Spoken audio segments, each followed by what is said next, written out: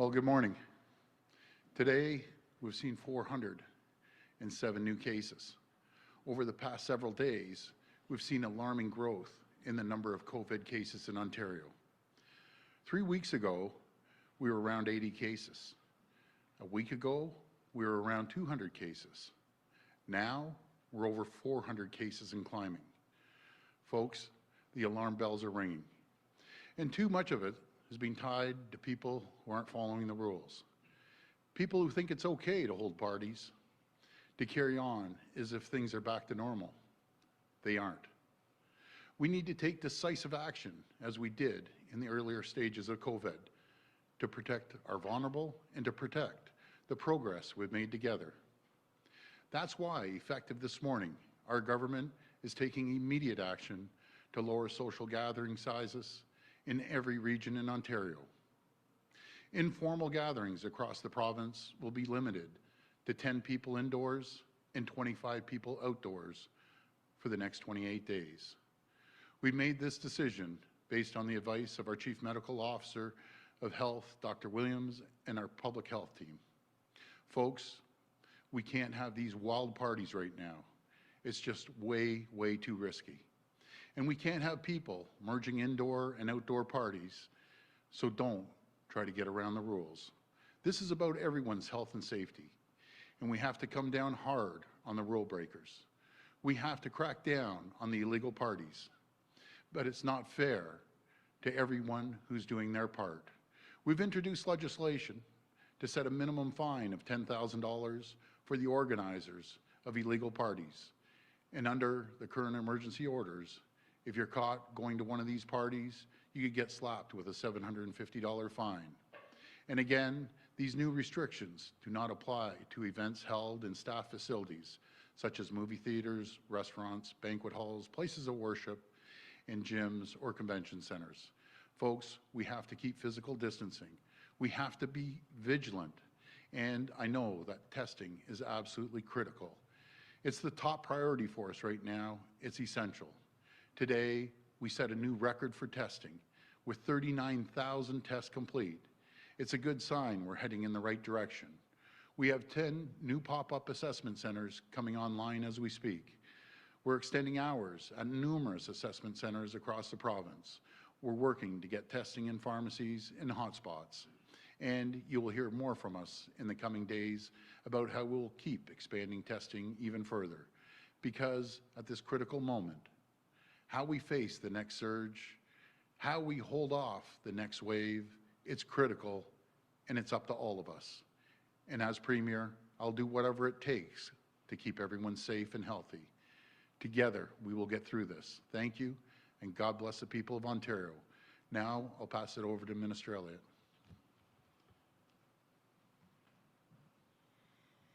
Thank you, Premier, and good morning, everyone. As the Premier has just noted, the increasing number of COVID-19 cases is extremely concerning. We cannot risk our hard-earned progress. We will never hesitate to protect the health and well-being of all Ontarians. That's why we're taking decisive action to slow the spread of COVID-19 by reducing the size of unmonitored private social gatherings across the entire province. With more and more people returning to work, children returning to schools, and students going back to college or university, we need to ensure we're doing everything we can to minimize the risk of spread. This further action is based on the recommendations made by our Chief Medical Officer of Health, the Associate Chief Medical Officer of Health, and our Public Health Measures Table. It is in direct response to the latest data that tells us private social gatherings are a significant contributor to the recent increase in cases. As we apply the limits on unmonitored and private social gatherings across the province, it's never been more important for all Ontarians to follow public health advice. We can never lose sight of the fact that each and every one of us has a role to play in stopping the spread of COVID. Please continue to practice physical distancing. Wear face coverings. Practice good hand hygiene. Protect your social circles. Stay home if you're feeling ill, even with mild symptoms.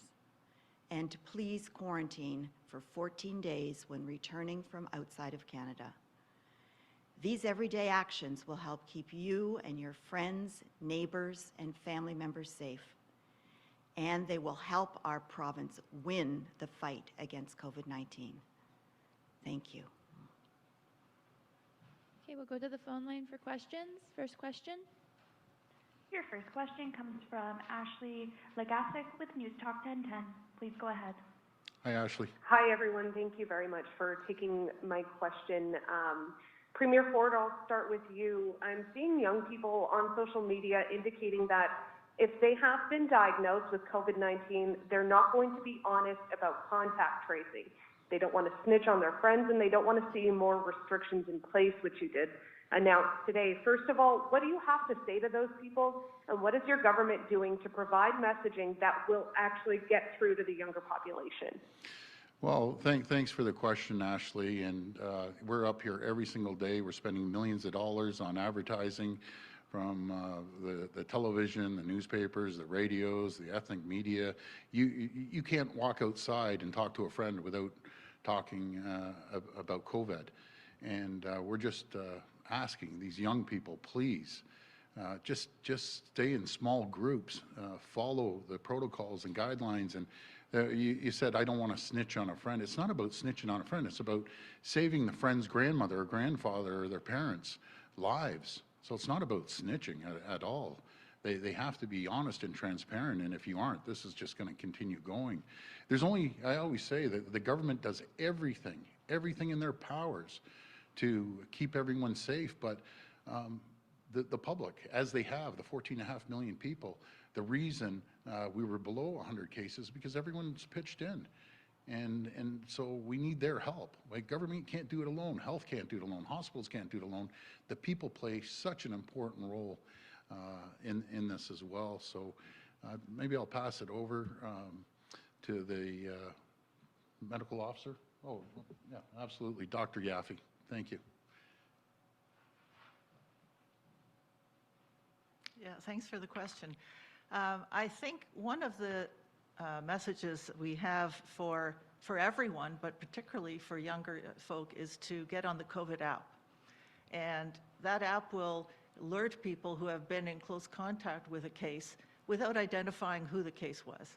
So if there's any concern about snitching or whatever, the app will help ensure that contacts are informed without your involvement at all. But in addition, of course, it is important to be honest in contact follow-up as much as possible. Sometimes people can't remember, and I know our case investigators in public health have a lot of experience interviewing people for contacts. They'll spend quite a bit of time going through the details. They may re-interview someone to help spur their memory. So, as the Premier said, it's not really snitching, it's helping the other people get informed about their own potential health concerns and any contacts that they may be around who may be at particularly increased risk for complications of COVID. Thank you. Follow-up? Thank you. And Minister Elliott, this next one is for you. I understand some public health authorities are now saying it could take up to 7 days to receive test results. For people who are required to get a test to go back to work or school, that's a major wait time. What is the province's plan to specifically address the lab backlog? We are actively working right now to expand our lab capacity because we have ramped up the tests significantly. As the Premier indicated, there were 39,000 tests done yesterday. That has the potential to slow down unless we keep the lab capacity moving forward as well. So we're looking at other ways to augment our lab capacity by working with other universities and hospitals, with some of the community labs that have already taken on a lot of the testing capacity. We're asking them if they can expand that as well. We don't want people to have to wait an inordinate length of time to receive the results, because for some people it's about returning to school or returning to work. So we are actively working on that now. That is part of our fall preparedness plan, which we will be speaking about early next week. But it's something that we are increasing both testing and lab capacity at the same time. Next question. Your next question comes from Laura Stone with the Globe and Mail. Please go ahead. Hi, Laura. Hi, Premier. Good morning. Good morning. You've said repeatedly that the different regions of the province are experiencing COVID-19 differently, and you cited kind of the lower case numbers in the north, et cetera.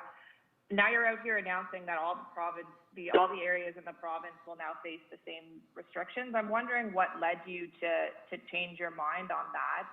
And to Minister Elliott or Dr. Yaffe, you talk about a significant number of new cases coming from parties. What is actually that? What is the percentage that you know are coming from parties? Because we're also hearing from epidemiologists that we don't know about where 50% of the cases are coming from. So how confident are you that it's only gatherings and parties? Thanks. Well, before I pass it to Dr. Yaffe and then over to the minister, I always take the advice off Dr. Williams, Dr. Yaffe, and the health team, and they consult with other chief medical officers of 34 around the region. And we've always said we work as a team, and when other chief medical officers are out there, they're concerned, we follow the advice that we're getting off them. But I'll pass it over to Dr. Yaffe. Thanks. Yes, I think the recommendation to go province-wide was really precautionary. The increases are happening particularly in certain dense urban areas, but there have been indications of small increases elsewhere, and we are trying to avert a further increase as much as possible, and carefully monitoring, of course. With respect to what percentage of cases are from social gatherings, I don't have that specific data, but we're seeing an increase in that as a cause or a contact factor in an increasing proportion of cases. And I think that part of it is people are not clear perhaps on what it means to be able to have a social gathering. And I just want to emphasize the bottom line is for everyone. If you're with your social circle, which can be up to 10 people, you can be close with them. You don't have to wear a mask. Just go about your daily things. Anyone else, even if it's in a social gathering, you have to keep your distance, 2 meters, or wear a mask. So if you're at a party, the 10 internal inside now, the 25 outdoor, you still have to wear a mask if you're going to get close to people. You still have to wash your hands. You still have to make sure you don't go to the party if you're not feeling well. All those measures still need to be in place. And I know that is not as clear as it can be for people. So I just wanted to clarify that point. But it is an increasing trend, and that's why we're trying to address it proactively. Thank you. Follow-up? And regarding whether we're in a second wave or not, Ottawa's health officer has said we are. Dr. Williams told CTV that he's only unable to rule this out. So I'm wondering, how is the province measuring that? Are we in a second wave? And what will it take to know absolutely whether this is happening, or it's only going to be determined region by region as well? Thank you for the question. I will refer it to Dr. Yaffe. Thank you. Yes, this is certainly a big question for everyone right now. Public Health Agency of Canada has come out with 3 models of what we anticipate to happen in the fall. One of them is a big second wave, which would be a sustained increase of 3 to 4 times the size of wave 1. Another one is to have smaller waves, but multiple waves. And another one is what they call a slow burn, with no particular waves. At this point in Ontario, our numbers are rapidly going up. It is a wave. Are we seeing the big second wave? Or are we seeing a smaller wave? That's part of that other picture. So that is why, really it's hard to say. I think when people hear second wave, they assume we're talking the big wave. And we're hoping we're not, but we are in a wave. I hope that clarifies. Next question. Your next question comes from Brian Lilly with the Toronto Sun. Please go ahead. Hi, Brian. Good morning, Premier. A question for the small business community who I'm hearing from a lot of them are concerned about what might be coming next. that as they struggle to get back on their feet after the shutdown and they see movements like today, do they have to be concerned that we're going to be heading into another lockdown going back into March? You said that you partially made this decision based on requests from mayors and local medical officers of health. Some of them didn't want to open up. So if mayors start saying we want to go back to the way we were in March, April, and May, are you going to do that even if the medical evidence, the numbers don't back it up? No, I always rely on the chief medical officer, not the mayors, and I say that respectfully to the mayors. They aren't experts. I'm not an expert, but the chief medical officer, the deputy chief medical officer, and the health team, they're the experts. And I got to compliment at least the restaurants. I haven't been in too many. The ones that I've seen, they're really following the protocols. They're so careful. They're practicing social distancing. In a lot of cases, they're taking your temperature.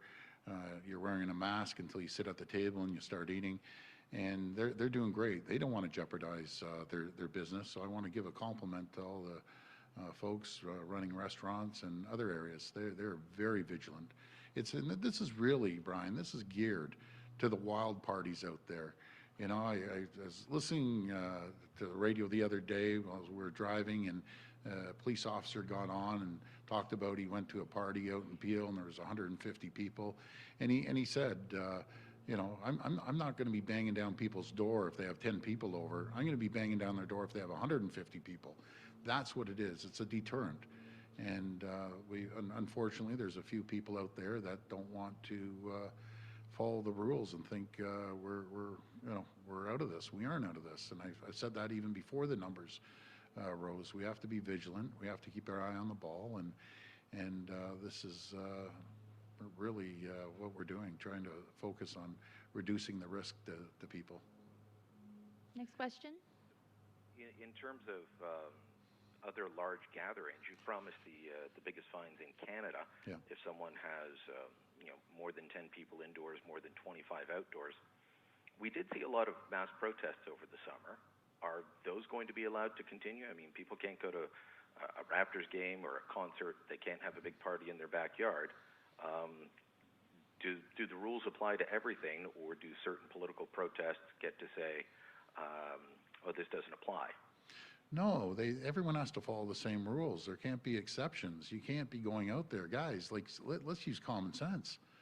You know, it's just we're all in this together, as we've been saying. We've been doing at the province. The people have been doing an incredible job.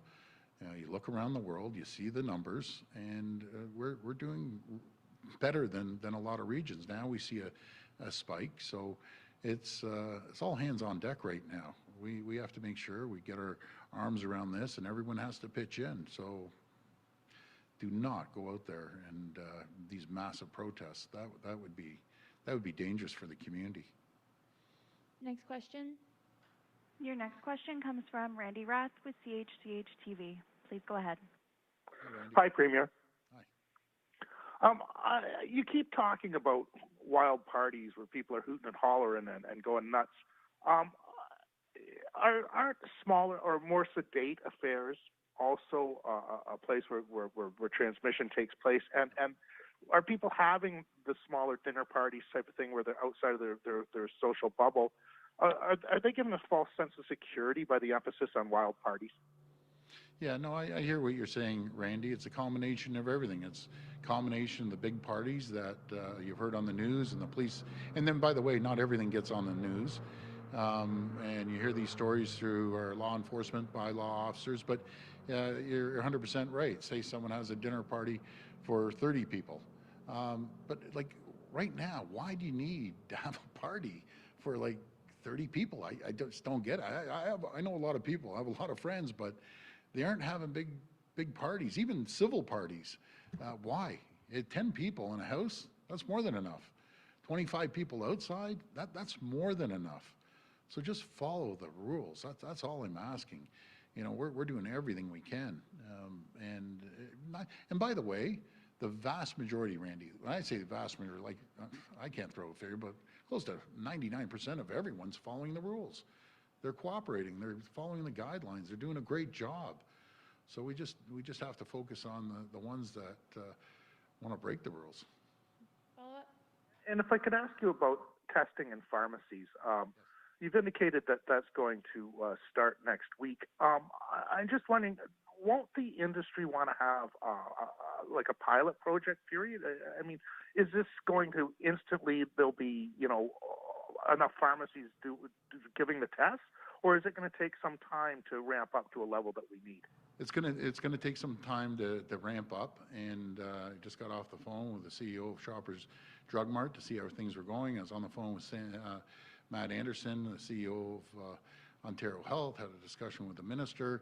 So we're gonna ramp it up at the beginning. But I have to have a shout out to Health Canada.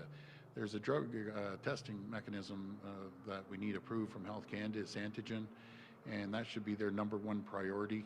I know Health Canada is doing a great job. They're extremely, extremely busy, but this should be the #1 priority.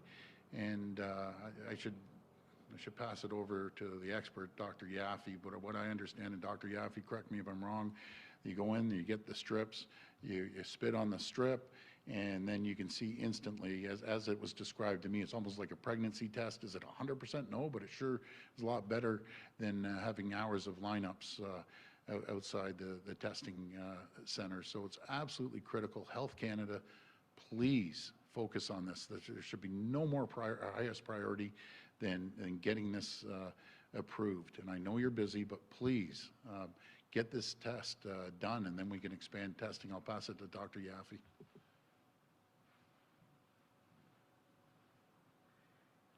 As everyone knows, currently the test that's done is a nasopharyngeal swab that goes deep into the nose, and it has to be done by a health professional, a regulated health professional, a nurse or a doctor usually. And it then has to get sent to the laboratory, and it goes through what's called a PCR test, which means that the DNA is multiplied in there.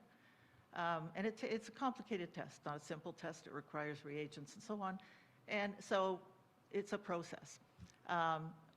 Health Canada is looking at a lot of different tests. I understand there are 6 different antigen tests currently being considered, and they are a lot easier to do for the individual. I'm not sure. I think some of them are like the pregnancy test. Some have to go to a lab. I'm not sure of those details, but they're certainly a lot simpler and quicker for the individual. They don't need a health professional to administer them, but you do lose a bit of sensitivity. So there's sort of pros and cons, and I think, it's important for Health Canada to go through the testing of the effectiveness and all the other qualities of the test before they license it, but, they are doing everything, I'm sure, as quickly as they can to enable us to do these tests as well. Last question? Your Can I final just give question comes. a quick little follow-up on that. So to take the burden off the public system, and people are anxious, they want to get tested, they aren't showing symptoms, that's where the pharmacies are going to play a big part in. If you're showing symptoms, like serious symptoms, go to a testing center. But these are for asymptomatic folks, or people that may be anxious, they want to test. That will alleviate the system. It's critical. I want to repeat that. So if you aren't showing symptoms and you want to get tested, that's where the pharmacies are going to play a big part in. If you show symptoms, do not go to the pharmacy, go to the testing center. So that's absolutely critical. But there's a tremendous amount of people, what I'm hearing, are anxious. I don't blame them. I get it. And I've been telling them to go get tested. So now we have to take the burden off the public system and move it over to the pharmacies, and it's going to help everyone. But Health Canada, please, we need answers. Okay, last question. Your final question comes from Michelle McQuigg with the Canadian Press. Please go ahead. Hi, Michelle. Hi, Premier. A question for you in the same vein as what Brian was asking you earlier, but this time focusing on schools. I know those are currently exempt from the rollback of restrictions and social gathering limits. Are there plans to revisit any of the current approaches in light of the numbers that we're seeing now, especially in various schools across the province? Well, again, I want to give a shout out to the teachers and the principals and the boards. They're spectacular. They're doing everything they can. They're following the protocols. They have the social distancing. They have the masking. We're changing filtration systems within schools. So they're doing everything they can. But as the community spread is happening, it affects everyone. So we're going to keep a sharp eye on it. I know the Minister of Health is, and so is the Minister of Education. Follow up? Yes, Premier, you were in Ottawa yesterday, as we all know, and we've also been hearing word about various high-profile COVID-19 test results. Yves-François Blanchet from the Bloc Québécois and Aaron O'Toole. In light of your recent visit to the capital, do you have any plans to get tested yourself or any concerns for your own health? Well, right now, I feel good. I kept social distancing there. We were very strict when we were there. No one was close. We all stayed probably more than 6 feet apart. We were all wearing masks, to the exception of the press conference. I'm feeling good. Knock on wood. But you know, we're doing good right now. I wouldn't hesitate to get tested, but I'm feeling good. I'd rather the people that have the symptoms get tested. If that's one extra person getting tested and I'm not there, that's great. But I won't hesitate if I see symptoms. Okay, thank you. Thank you, everyone, and have a very safe weekend. And we appreciate everyone in Ontario, especially all the frontline essential services. Thank you.